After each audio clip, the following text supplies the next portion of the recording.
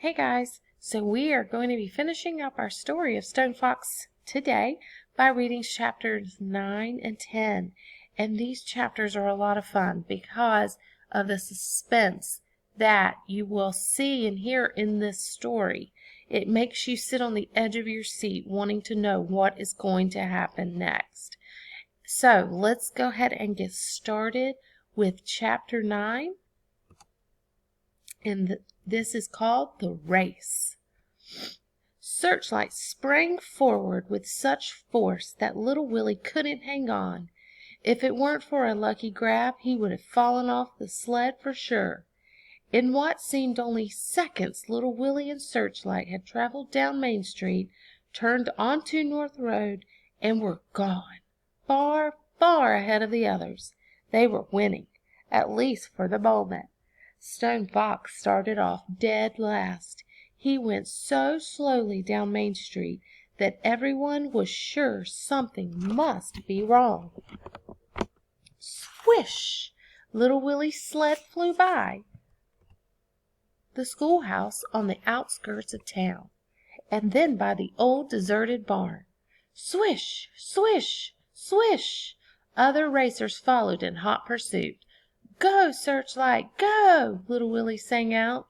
The cold wind pressed against his face, causing his good eye to shut almost completely.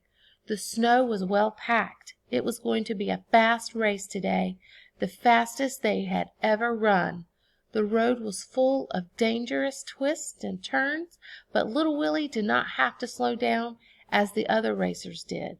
With only one dog and a small sled, he was able to take the sharp turns at full speed, without risk of sliding off the road or losing control. Therefore, with each turn, little Willie pulled farther and farther ahead. Swish! The sled rounded a corner, sending snow flying. Little Willie was smiling. This was fun! About 3 miles out of town, the road made a half circle around a frozen lake. Instead of following the turn, little Willie took a shortcut right across the lake.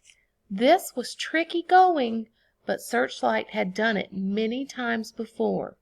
Little Willie had asked Mayor Smiley if he was permitted to go across the lake, not wanting to be disqualified.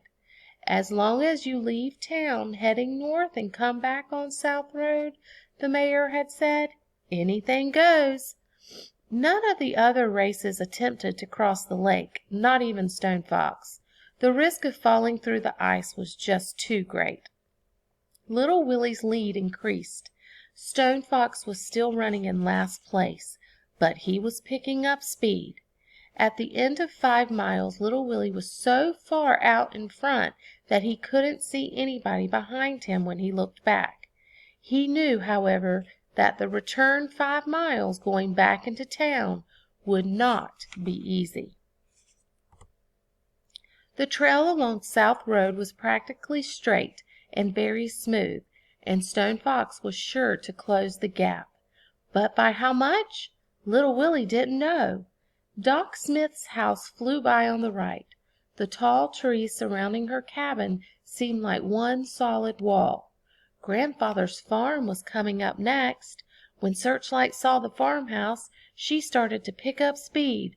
"No, girl!" little Willie yelled. "Not yet!" As they approached the farmhouse, little Willie thought he saw someone in Grandfather's bedroom window. It was difficult to see with only one good eye. That someone was a man with a full beard. It couldn't be, but it was. It was Grandfather. Grandfather was sitting up in bed. He was looking out the window. Little Willie was so excited he couldn't think straight. He started to stop the sled, but Grandfather indicated no, waving him on. Of course, little Willie said to himself, "I must finish the race. I haven't won yet." "Go, Searchlight!" little Willie shrieked. "Go, girl!" Grandfather was better. Tears of joy rolled down little Willie's smiling face. Everything was going to be all right. And then Stone Fox made his move. One by one he began to pass the other racers. He went from last place to 8th, then from 8th place to 7th, then from 7th to 6th, 6th to 5th. He passed the others as if they were standing still. He went from 5th to 4th, then to 3rd, then to 2nd, until only little Willie remained. But little Willie still had a good lead. In fact, it was not until the last 2 miles of the race that Stone Fox got his first glimpse of little Willie since the race had begun. The 5 Samoyeds looked magnificent as they moved effortlessly across the snow. Stone Fox was gaining, and he was gaining fast, and little Willie wasn't aware of it. "Look back, little Willie, look back!"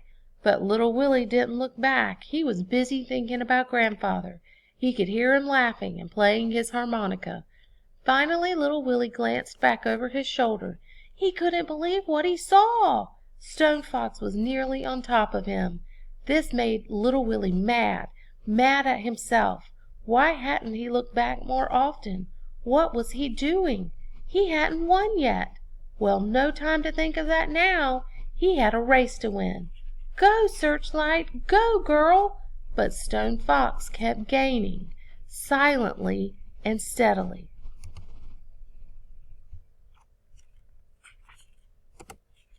"Go, Searchlight, go!" The last Samoyed passed little Willie and pulled up even with Searchlight. Then it was a nose ahead, but that was all.